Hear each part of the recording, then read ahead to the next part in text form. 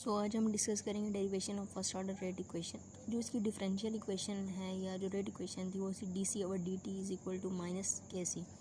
हम इंटीग्रेशन का हमने ये रूल पढ़ा था कि हम जो हमारा कांस्टेंट होते हैं हम उसको इंटीग्रेट नहीं करते, जो हमारे वेरिएबल्स होते हैं हम उसको इंटीग्रेट करते हैं। तो हम इस अपनी इक्वेशन को ऐसे अरेंज करेंगे कि हमारे पास ए जो है इधर मल्टीप्लाई हो रहा है तो इधर आगे डिवाइड होगा, और डी टी इधर डिवाइड हो रहा है तो इधर साइड पे आगे मल्टीप्लाई हो जाएगा। अब हम एक स्पेसिफिक लिमिट जो है उसको डिसाइड करते हैं। यहाँ पे हमने डिसाइड 0 से लेकर 8 तक, जैसे हमने 0 ऑर्डर के केस में जो है वो लिमिट को डिफाइन किया था, और 0 से लेकर टी तक। टी जो है वो -0 है तो टी -0 जो है वो हमारे पास टी के इक्वल आ जाता है। अब इंटीग्रेशन का ये रूल होता है कि हमारे पास जो चीज़ कोई वेरिएबल किसी वेरिएबल के साथ डिवाइड हो रहा है, अगर कोई चेंज जो है डेल्टा ए जो है वो मतलब चेंज इन अमाउंट या चेंज इन टाइम जो भी है वो डिवाइड हो रहा है किसी वेरिएबल के साथ, तो वो हमारे पास नेचुरल लॉग के अंदर आ जाता है। So natural log A minus natural log A not हो जाएगा हमारे पास। ए 0 को हमने कहा कि ये हमारे पास ए नॉट है, और जो अमाउंट रिमेनिंग द बॉडी वो है ए is equal to minus K D. अब हमारे पास जो minus natural log A naught है उसको हम इस साइड पे लेकर ले आते हैं, तो natural log A is equal to minus K D plus natural log A naught है। अब हम इसको ग्राफ को प्लेस करते हैं जस्ट लाइक बी। हमारे पास जो स्ट्रेट लाइन की इक्वेशन थी y is equal to m x plus b. B हमारे पास क्या है y इंटरसेप्ट, तो y इंटरसेप्ट यहाँ इस केस में हमारे पास क्या है एक नेचुरल लॉग ए नॉट, और जो m था वो हमारे पास कांस्टेंट था और वो स्लोप थी हमारे पास, तो वो हमारे पास क्या माइनस के t जो है वो इंडिपेंडेंट वेरिएबल था, और नेचुरल लॉग ए जो है वो हमारे पास डिपेंडेंट वेरिएबल था। तो उसको हमने प्लेस कर दिया। हमने बात की थी कि जो हमारे पास इंडिपेंडेंट वेरिएबल होता है उसको हम प्लेस करते हैं एक्स एक्सिस के ऊपर, और जो डिपेंडेंट वेरिएबल होता है उसको हम उसको हम वो जो होता है वो हमारा हमेशा वर्टिकल होता है। सो अगर अब हमारे पास ये नेचुरल लॉग की फॉर्म में है, तो नेचुरल लॉग को हमने लॉग के अंदर लॉग में कन्वर्ट करना है। तो हमने देखा था कि हमारे पास एक फैक्टर होता है जो नेचुरल लॉग को लॉग के अंदर कन्वर्ट करता है। तो वो फैक्टर क्या है, वो है 2.303, जिससे हम डिवाइड करेंगे तो वो नेचुरल लॉग को जब हम इससे डिवाइड करेंगे तो हमारे पास लॉग के अंदर कन्वर्ट हो जाएगा, और अगर हमने लॉग को नेचुरल लॉग के अंदर कन्वर्ट करना है तो इसके साथ मल्टीप्लाई कर देते हैं।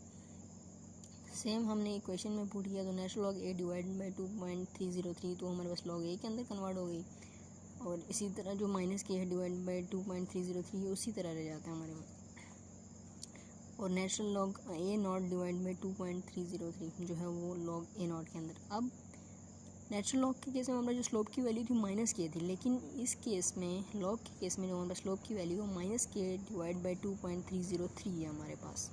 इसी तरह हम ग्राफ को ड्रॉ कर लेंगे। अब हमने इसका एंटी लॉग लेना है, तो एंटी लॉग लेने का ये तरीका होता है कि जो anti log of natural log है वो हमारे पास ई एक्स है।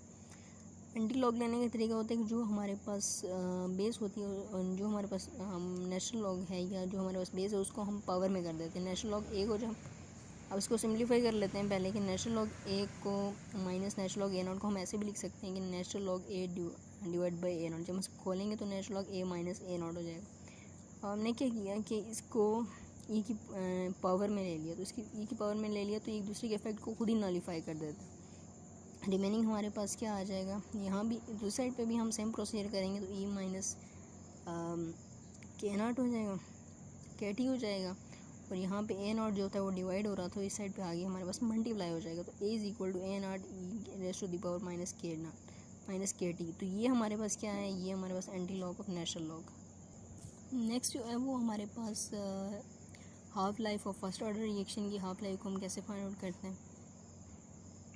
सेम हमने ऐसे रीअरेंज करना है अपनी इक्वेशन को कि हमारे पास टी एक साइड पे आ जाए और बाकी सारी जो इक्वेशन है वो एक साइड पे आ जाए। तो माइनस के डी को हम इस साइड पे जब हम ले आएंगे तो वो प्लस के डी हो जाएगा, और जो नेचुरल लॉग ऑफ ए है उसको साइड पे ले जाएंगे natural log of A minus A not. तो यहाँ के डी जो है टी जो है यहाँ पे के जो है मल्टीप्लाई हो रहा था तो इस साइड पे आगे डिवाइड हो जाएगा, तो हमारे पास इक्वेशन जो है हमने सिंप्लीफाई कर ली। अब हम क्या कहते हैं जो टी है वो हाफ है, इसका मतलब जो amount remaining in the body वो भी हाफ होनी चाहिए। तो ए हाफ जब होगा तो 0.5 ए नॉट हो जाएगा। जब इसको इक्वेशन में पुट करेंगे तो हमारे पास natural log of A minus natural log of 0.5 A naught. जब हम इसको ओपन करेंगे तो हमारे पास माइनस नेचुरल लॉग ऑफ 0.5 और minus natural log of A naught. अब minus natural log of A naught और plus natural log of A naught जो है वो आपस में कैंसिल हो जाएंगे, और हमारे पास नेचुरल लॉग और इसकी ये भी माइनस था, इसके अंदर वाले माइनस माइनस आपस में प्लस हो जाएंगे।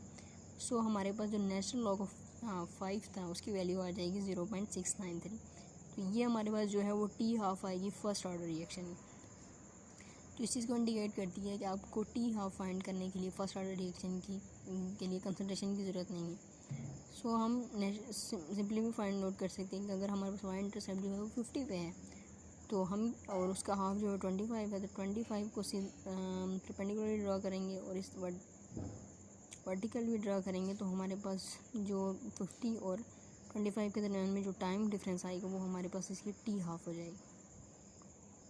इसके अलावा हमारी कॉमन लाइफ के अंदर कुछ फर्स्ट ऑर्डर रिएक्शन की एग्जांपल्स हैं, जैसे हम मोटर पंप से टंकी से जो है थ्रू मोटर के ज़रिए हम पानी को निकालते हैं, तो वो मोटर के अंदर जो पानी आ रहा होता है पंप के ज़रिए से, वो टंकी के पानी की कंसंट्रेशन पर डिपेंड नहीं कर रहा होता कि कितना पानी वहाँ पे कितना आधा पानी है कि ज़्यादा पानी है, तो उस फोर्स के साथ ही उसको जितना पानी उस फोर्स के साथ ही उसको जो है वो अपनी तरफ करेगा।